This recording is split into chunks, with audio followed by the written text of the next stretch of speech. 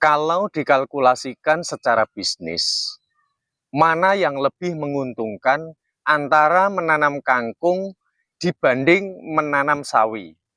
Jawabnya adalah lebih dan sangat menguntungkan kita menanam kangkung. Selain perawatannya juga mudah, kangkung ini mudah tumbuh di mana saja.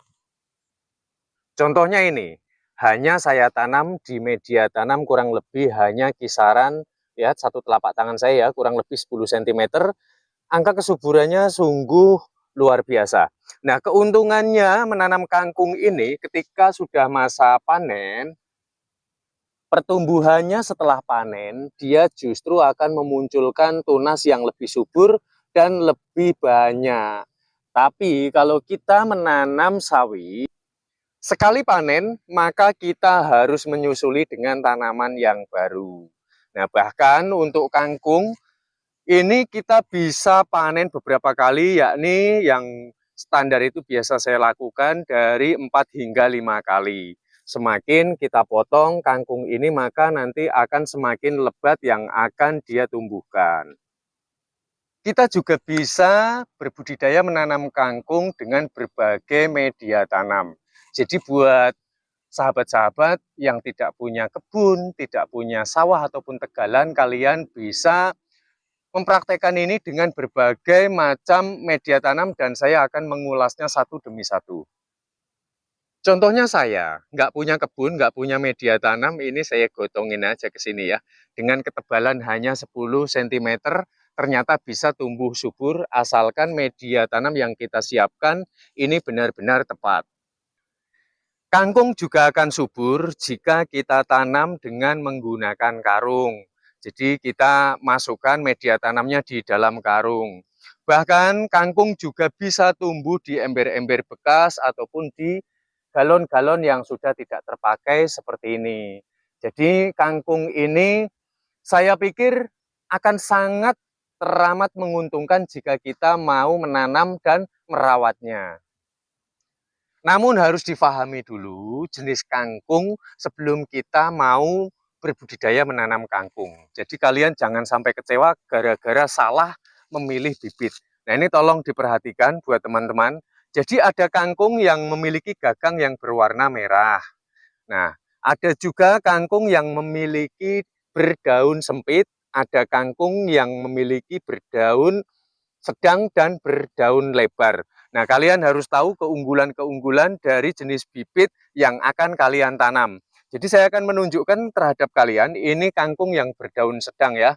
Jadi dia ketinggiannya ini standar saja, dia akan memiliki batang yang nanti standar juga, dia lumayan agak besar. Nah, bedanya kalau kalian menanam kangkung dengan berdaun sempit seperti ini, dia akan lebih cepat meninggi jika dibanding dengan kangkung yang berdaun sedang. Nah, keistimewaan dari kangkung daun sempit ini, dia nanti akan banyak yang tumbuh seperti ini ya, batang-batangnya. Jadi dia difokuskan terhadap gagang-gagang ataupun terhadap pohonnya ini. Sehingga kalian kalau mau menanam kangkung yang berdaun sempit, jangan sampai menunggu daunnya untuk tumbuh lebar. Karena sampai kapanpun daunnya akan tetap sempit. Nah, jangan sampai ketuaan, karena kalau terlalu tua nanti gagangnya ini akan alot. Jadi daripada nanti kalian masak rasanya kok keras dimasak, lebih baik kalian panen di usia dari 25 hingga maksimal 35 hari. Jadi untuk kangkung jangan sampai lebih dari 35 hari untuk panennya. Lihat ya ketebalan media tanamnya. Nah, ini daun lebar. Kangkung yang berdaun lebar ini tampak lebih ayu ya.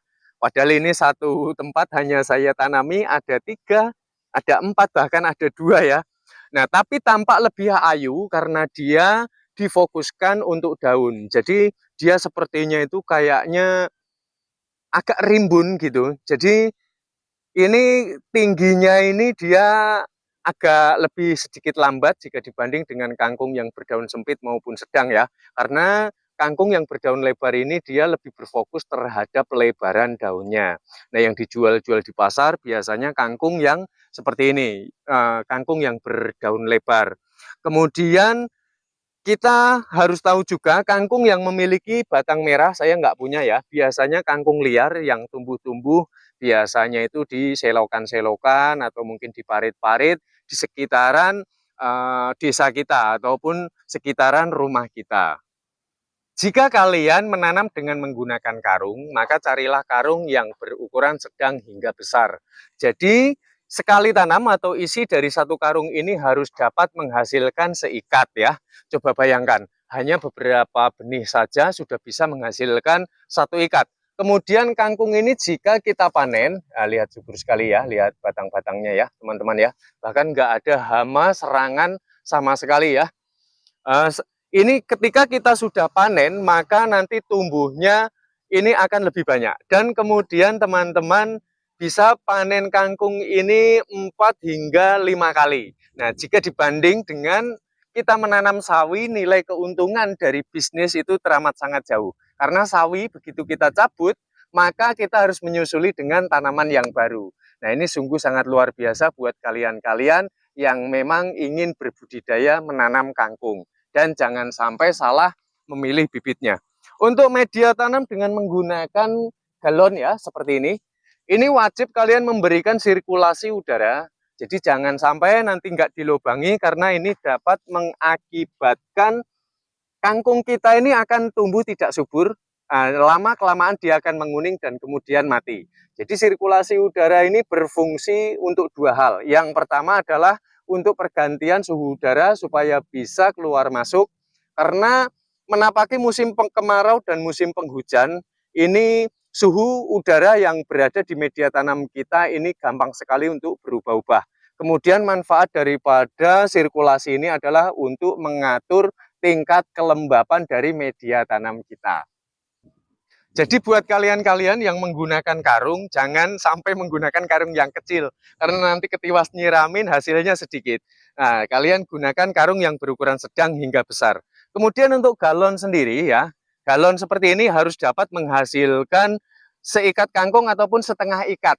Nah, coba kalian kalau bayangkan ya, satu ikat kangkung harganya dari 1.500 hingga 2.500 bergantung dari naik turunnya pasar ya. Dan kalau satu karung ini katakanlah 2.000 ya, nanti ketika kita sudah pangkas dia akan lebih lebat daripada semula. Kemudian kita bisa panen hingga 4 atau 5 kali. Kalian tinggal kalkulasikan kalau 2.000 kali 5 berapa. Nah, itu contoh bodohnya saja. Nah, saya rasa teman-teman ini inspirasi ataupun edukasi dari saya sampai di sini. Dan menurut saya kalian sudah mensubscribe channel yang tepat untuk kalian-kalian yang memang ingin evaluasi ataupun perluasan seputaran tentang tanaman ya, agar kita bercocok tanam ini dapat menghasilkan panen yang jauh lebih melimpah. Dan semoga dari apa yang saya paparkan ini akan memberikan kemanfaatan yang besar bagi siapapun yang mendengarnya. Kita jumpa pada tutorial selanjutnya.